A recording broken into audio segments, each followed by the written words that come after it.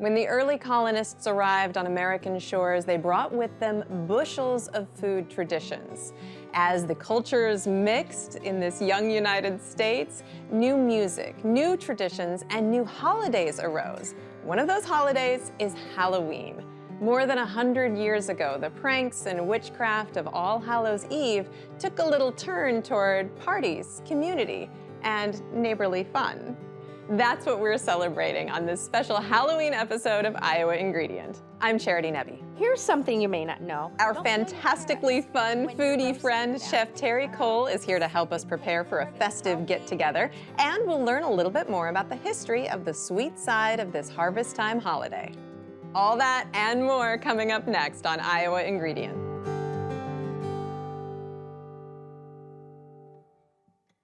Funding for Iowa Ingredient is provided by the W.T. and Edna M. Dahl Trust, Chef Lisa Laval of Trellis Cafe and the River Center, and Chef Michael Laval of the Des Moines Embassy Club.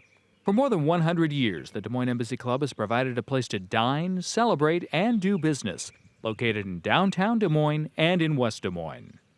And Friends, the Iowa PBS Foundation.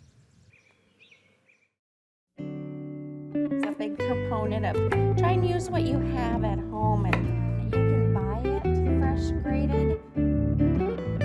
We'll add that. Go ahead.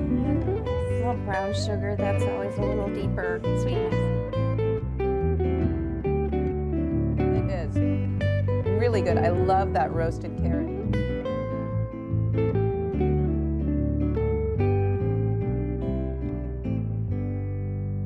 If you've ever congratulated yourself on eating healthy for a good long stretch of time and then run smack dab into October and found yourself consuming handfuls of candy or pumpkin spice drinks and treats galore, then you know what I'm about to say. Halloween is chock full of treats. They're everywhere. So how did this sweet Halloween madness begin?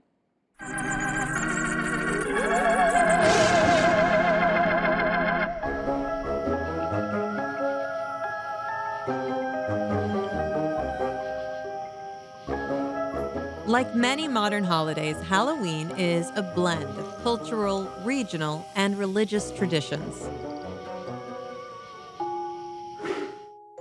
Halloween's roots start in the Celtic festival of Samhain, a pagan ritual that happened during the fall. It welcomed the harvest and ushered in the dark half of the year. The souls of the deceased were thought to return to the physical world on Samhain Eve. By the 8th century, Pope Gregory III designated November 1st as a time to honor saints. In Northern Europe, All Saints' Day incorporated some of the pagan traditions of Samhain, including that evening before, All Hallows' Eve. Over time, Halloween evolved into a day of costumes, jack-o'-lanterns, parties, and most importantly, eating treats.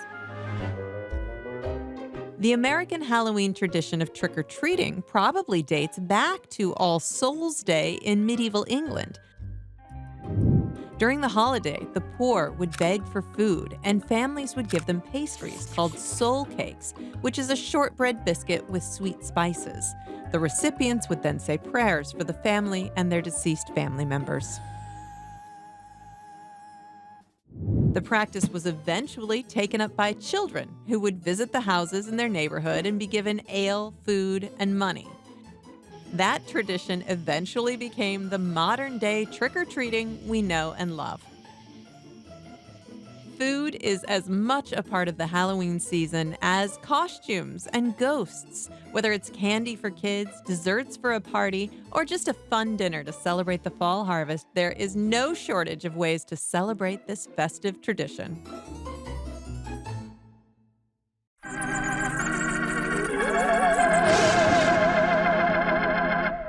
And now I'm here in the kitchen getting ready for Halloween with my friend, this bee, Chef Terry Cole.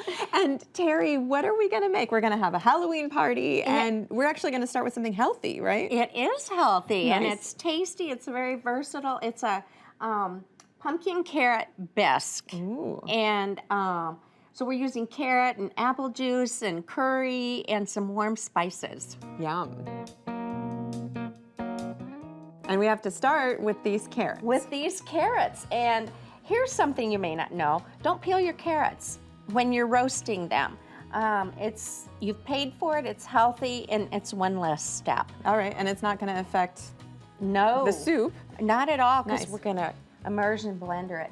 So one of the tips that I love to promote is because they cook at different stages for their Right, their this carrot's size. really fat up here and skinny Yeah. down there. So it's called oblique. So you cook it at an angle and that gives it more exposure. And then what the ultimate is that they are the same weight, and they're gonna cook or roast, shall we say. So let's put these in a bowl. All right. I think we have a bowl We here. do. And we're gonna just put them in and drizzle some oil, a little bit of salt, kosher salt. Fresh cracked pepper is the best, not necessary, but if you have it, it does add a burst of flavor. And texture too. Yeah, nice crunch Yeah. above them. So just toss these, get the oil on everything. And if you have a blank or parchment-free sheet pan, then the roasting is better when it connects with the metal. Gives it a little more roasting, and just kind of shake it out so that everything connects. All right. And then we're gonna roast it at 450 for 25 minutes. All right, I'll put that in the oven. Yeah.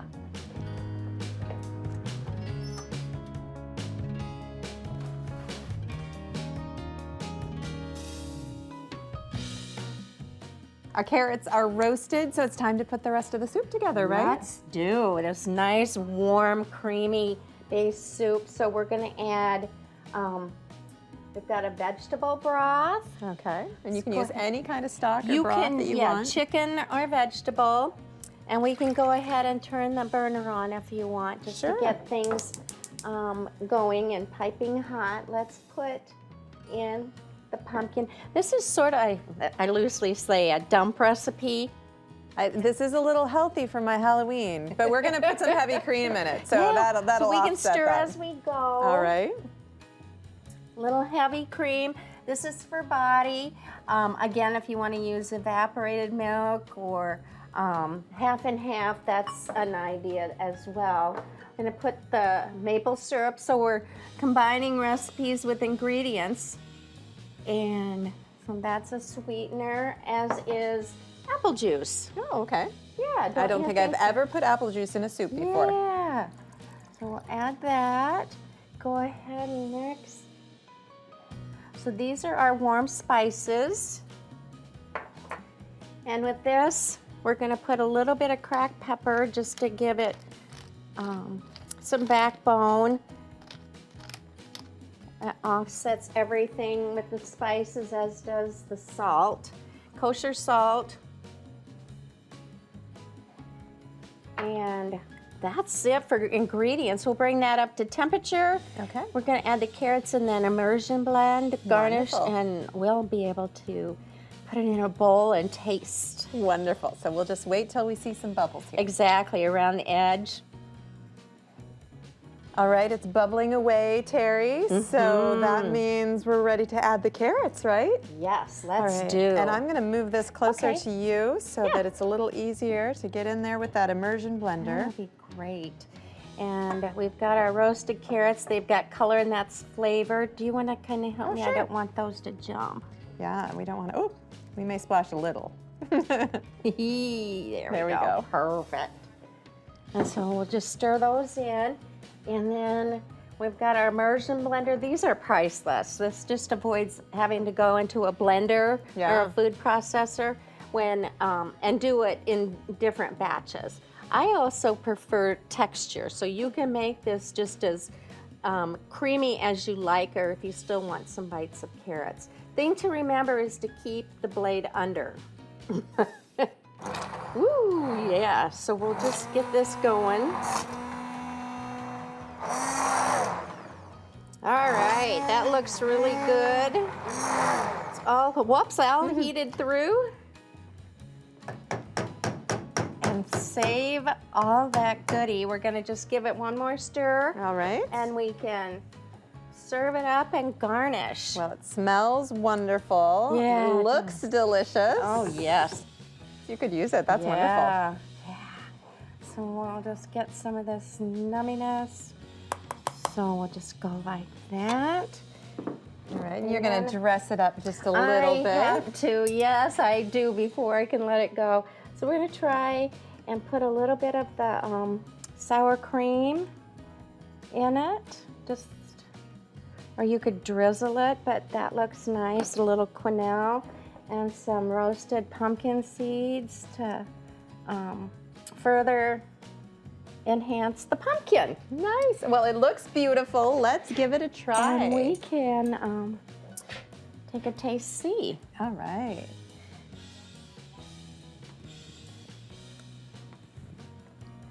Blow, blow, blow. It is really good. I love that roasted carrot flavor that comes through, and they're little bites of carrots, and that really sets it off. And there's the sweetness, but it's savory, and I think the pumpkin seeds add a really nice crunch. The texture, yeah, for sure. Well, this is wonderful. I'm glad you like it. It was fun to create and to bring to you today. Thank you, Chef Terry. Thank you.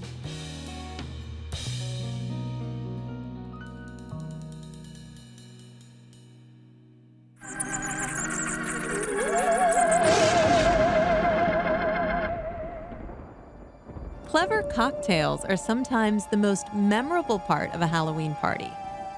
Here are some spooky, spirit-filled drinks. We're going to start with a cocktail that's both festive and deadly, the poisoned apple. For each drink, you'll need 2 ounces of apple cider, 1 ounce of cranberry juice, and 2 ounces of tequila. Fill your martini shaker with ice and add the juices and tequila. Give it a good shake and strain into a glass. You can add some drama with a few chips of dry ice, but be sure that the dry ice has disappeared before you take a sip.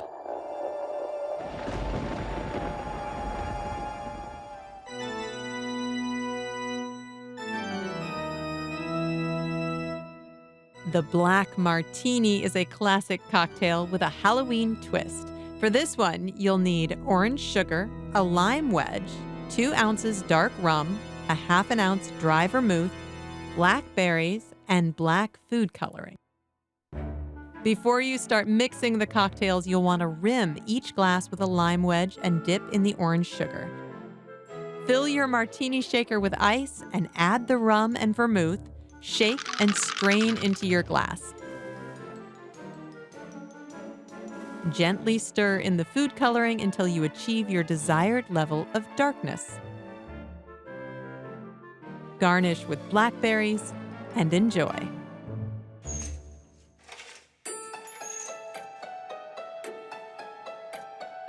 And finally, the blood of Dracula is a concoction that will conjure up the creepy conduct of the Count. You will need red wine ice cubes that you made ahead of time, Prosecco, raspberry preserves, and fresh raspberries. Put a dollop of raspberry preserves in the bottom of your glass, add 1 or 2 of the red wine ice cubes, and top with Prosecco. It's the garnish that will really haunt your friends. A few fresh raspberries impaled on a wooden stake and dipped in gooey preserves.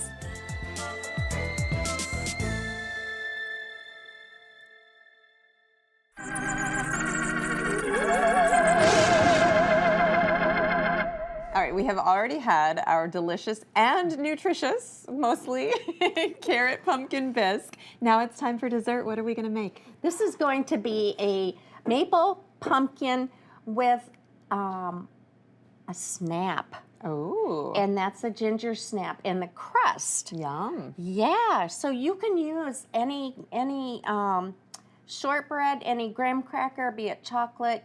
Change up your bases for your fillings. And Make the crust you love. But ginger snaps and pumpkin, that's together. a winning combination. I love that. The warm spices. So let's mix up the crumbs. All right. And you just pulse those a little bit. Yep. Or you can have your kid beat on them There in a you plastic go. bag, Oh, right? yeah. Yep. And this is, I love texture. So it doesn't have to be like super Perfect, fine. right. Sugar and a tad bit of ginger, just to add a little bit more warm heat, and a pinch of salt.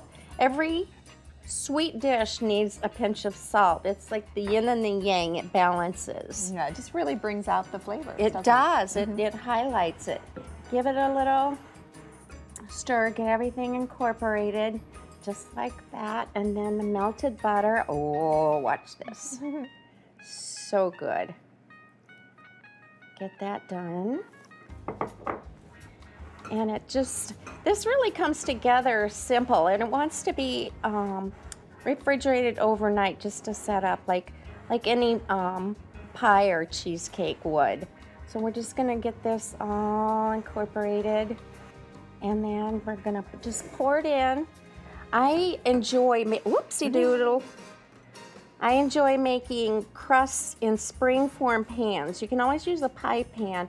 This just gives it a little heightened elegance, can I say? because you can take it out of the pan. You have to take it out of the pan. And texture and presentation is everything, don't you think? I do. Yeah, me too. Okay, we got a little bit here. Scoot that over there. And we just bake it up. And then bake it 350 up. degrees. Yep, for 10 minutes. So we've got our crust out of the oven. Now it's time to make the filling. Where do we start? We're gonna do eggs first.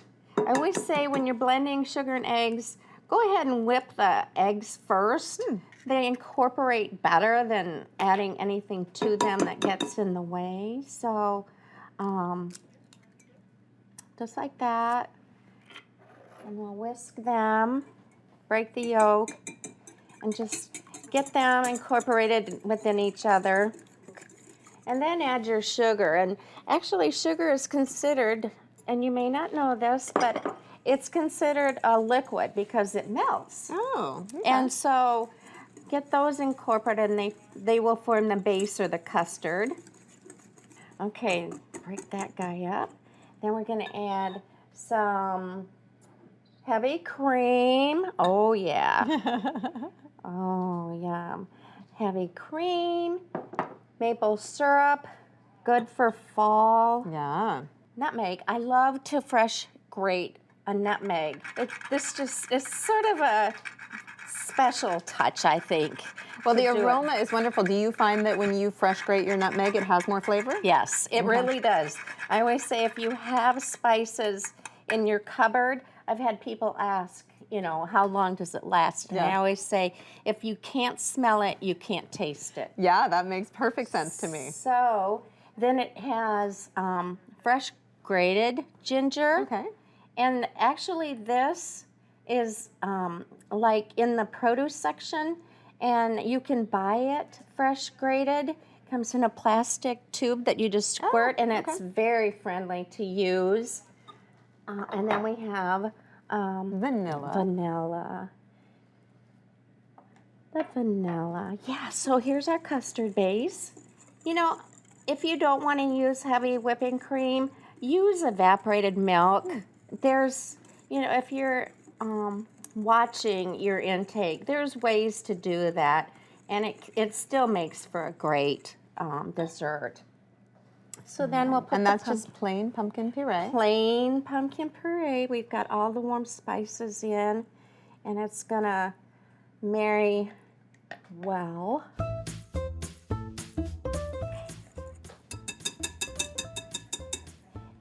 And then we'll just pour this straight in. Wonderful. You want me to hold the bowl while you Oh, scrape? that would be wonderful. Thanks, right, yeah. Charity. Yep. And it will climb up the sides, and that's okay.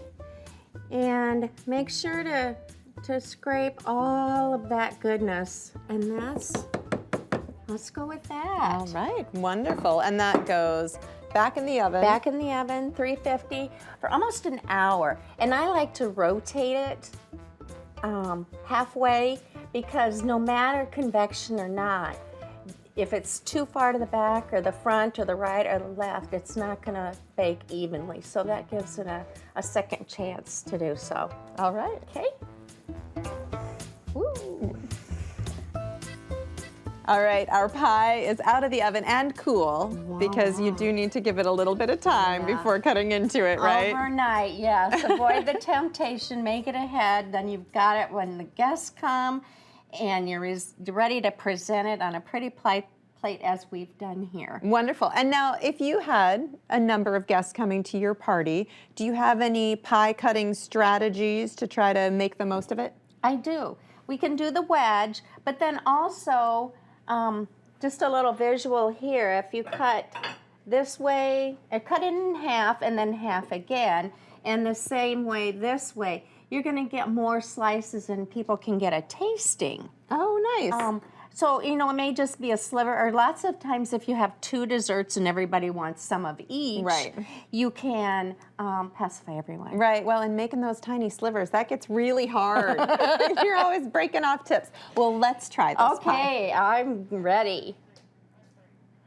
So, we've got our delicious ginger snap crust, and we're gonna, oh, I don't know, is that big enough?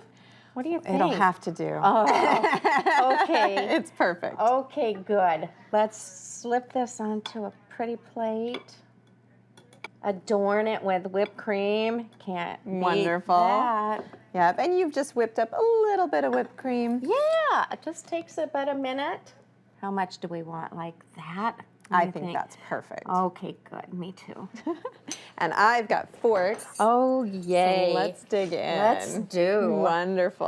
All right, come on over, Terry. I'm gonna get a little bit of There whipped you cream go. on Oh, my I bite. like that. Nice. Scoot it over. Oh, that is really delicious, and I can taste the maple coming through. It doesn't taste like a typical pumpkin pie. It's better. And then that ginger snap crust really sets it off. Yeah, This the warm is- spices really enhance that. Yeah, this is a winner. Make something good even better.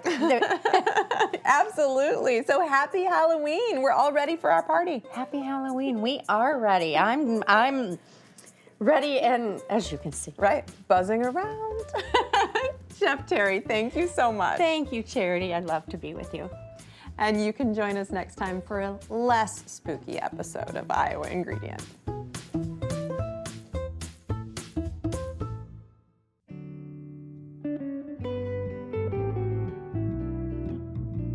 Keep in mind that circumstances are always changing, so please take a moment to check ahead if you're planning to visit a restaurant, farm, or event featured on the show.